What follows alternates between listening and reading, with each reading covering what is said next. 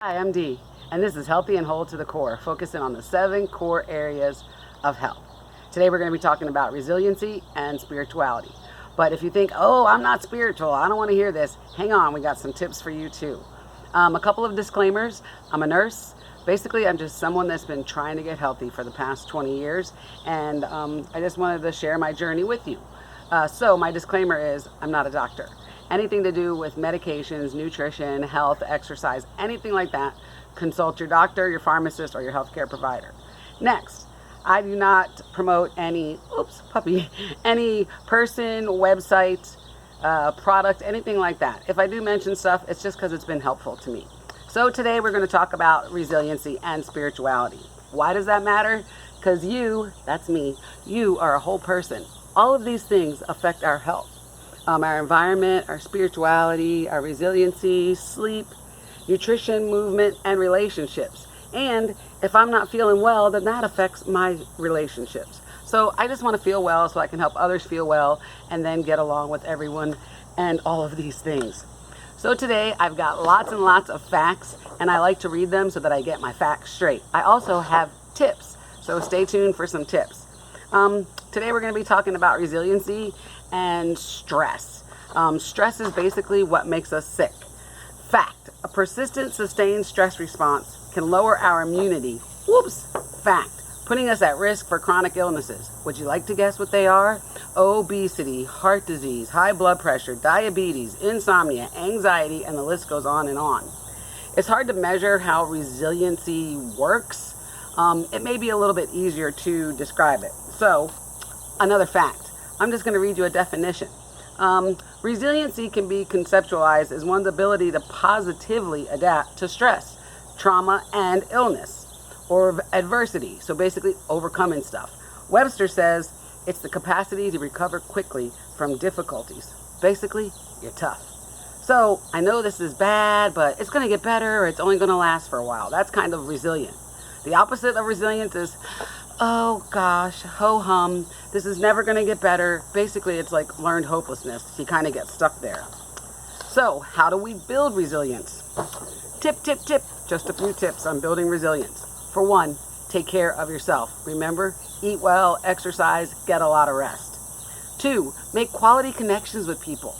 Tip, especially when things are bad and you need help, please ask for it. Tip. Number 3.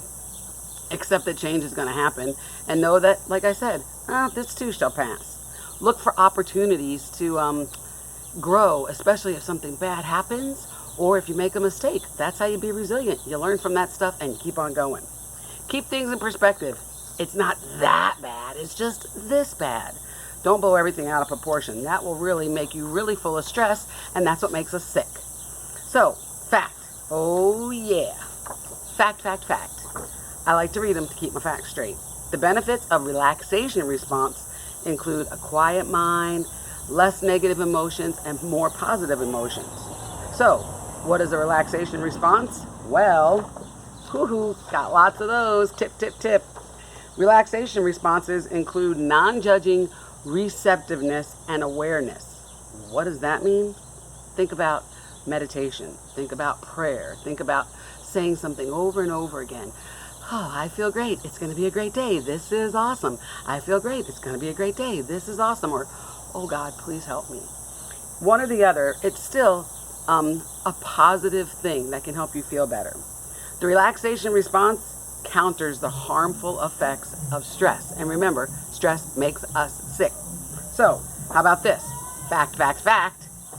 Meditation is a mind and body practice. And it helps us feel calm. It helps us physically feel calm. Try doing it someplace quiet. As you can see, this is one of my favorite places. Even though the neighborhood's going on all around me, I got my flowers, I got the crickets, I got the birds, I got the wind chimes. Just sit and don't let all those other things around you sneak into your quiet place.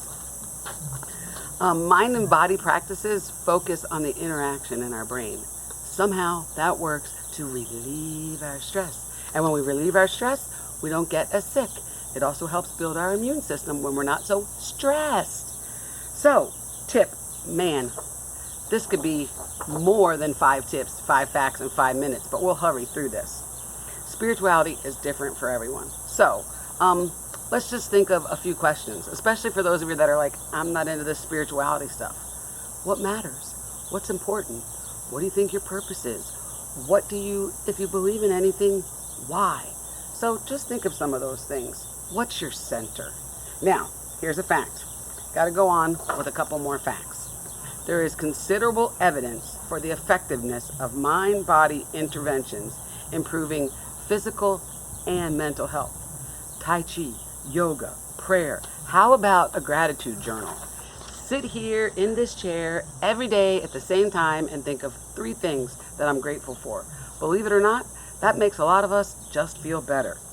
So, a couple other things. Sustained movement, exercise. Oh, have we mentioned exercise? Last tip. One more tip. Whoops, tip for you. Other things to consider as a daily practice, or maybe just some principles. Letting go, acceptance, being present, forgiveness. Whew, that's a big one. Let it go, lower the stress. Spirituality matters to us. Let your healthcare provider know that it matters to you. It really is a part of helping us feel better. So don't forget to ask yourself what matters, and remember, tough times don't last, tough people do. I'm Dee. This has been 5 facts, 5 tips, 5 minutes. Be good and be blessed.